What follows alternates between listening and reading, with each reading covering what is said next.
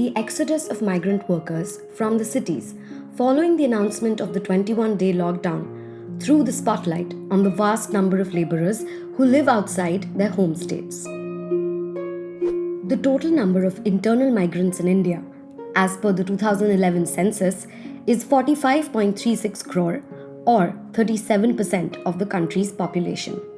This includes interstate migrants as well as migrants within each state, while the recent exodus is largely due to the movement of interstate migrants. As per Census 2011, the size of the workforce was 48.2 crore people. This figure is estimated to have exceeded 50 crore in 2016, of which the migrant workforce constitutes 20%, or over 10 crore people. Estimates based on the 2011 census, NSSO surveys, and economic survey show that there are a total of about 65 million interstate migrants, and 33% of these migrants are workers. A study by the Center for the Study of Developing Societies and Azim Premji University in 2019 estimates that 29% of the population in India's big cities is of daily wages. This is the number of people which would be logically wanting to move back to their states. Who are these migrants? Migrant labour in Indian cities are marked by three traits: internal migration, informality, and circularity. First, these migrants come from within India. Second, they are low-income workers who are informally employed, meaning they lack formal contracts. Many migrant workers perform daily wage labour or are self-employed. Such employment is obviously precarious and day-to-day in nature, with no protections in the event of an abrupt cancellation, as has happened with the lockdown. Third, most of these migrants do not permanently relocate to the city. Expensive and inhospitable urban environments compel them to move without their families. Instead, they circulate between city and village several times a year and remain deeply rooted with their villages. Each of these factors is important in understanding why migrant workers have been so eager to return home since the lockdown was announced. Employment of migrant workers. The report of the Working Group on Migration shows that the share of migrant workers is the highest in construction sector for females, at 67% in urban areas and 73% in rural areas, while highest number of male migrant workers are employed in public services and modern services, at 16% each and 40% each in rural and urban areas respectively. As per the Politics and Society Between Elections survey from 2017 to 19 conducted by the CSDS, the monthly household income of 22% daily and weekly wages is up to Rs 2,000, of 32% between Rs 2,000 and 5,000, of 25% between Rs 5,000 and 10,000, of 13% between Rs 10,000 and 20,000, and of 8% more than Rs 20,000. Where are they migrating to? That the interstate migrant crisis after the lockdown was felt more by cities like Delhi, Mumbai and Surat is borne by the 2011 census data.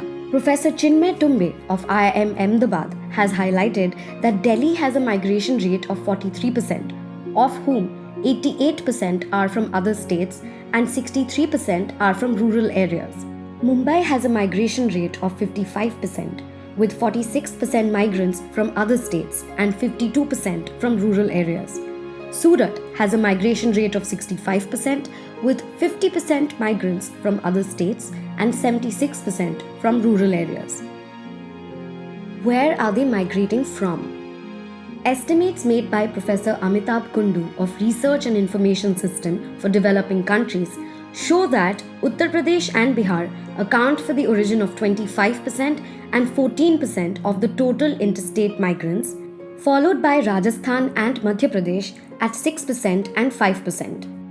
This means that around 4 to 6 million people would be wanting to return to Uttar Pradesh, and 1.8 to 2.8 million to Bihar.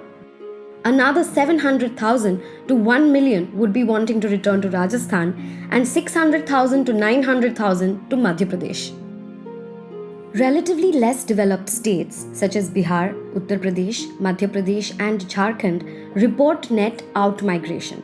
Relatively more developed states reflect net immigration such as Goa, Delhi, Maharashtra, Gujarat, Tamil Nadu, Kerala, and Karnataka.